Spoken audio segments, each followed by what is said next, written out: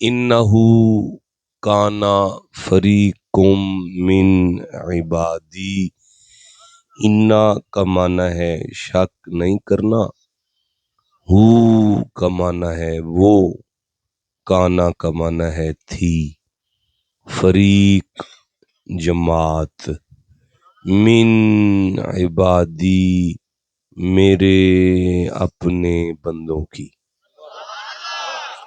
یہ مرتبہ چھوٹا نہیں ہے، آیت میں اللہ نے بندوں کو اپنا کہا ہے،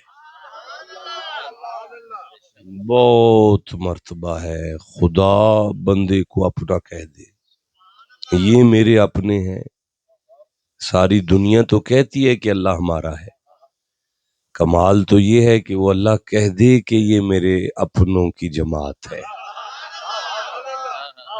ہزاروں تمنائیں ہوتی ہیں دل میں، ہماری تو بس ایک تمنا یہی ہے، مجھے ایک دفعہ اپنا کہہ کے پکارو،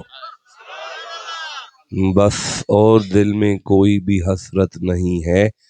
تو یہ کون خوش نصیب ہیں، یہ کون سی جماعت ہے؟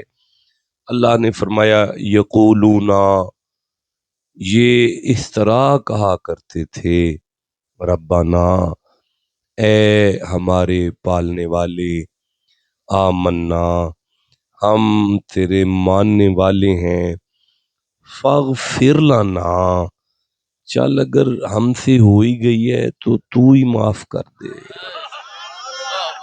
پتہ چلا یہ ایک جملہ کہ چل تم مفت بنایا ہے تے مفت ہی پال چھڑیا ہے، تے مفت ہی معاف کر دے، بندے کو خدا کا اپنا کر دیتا ہے۔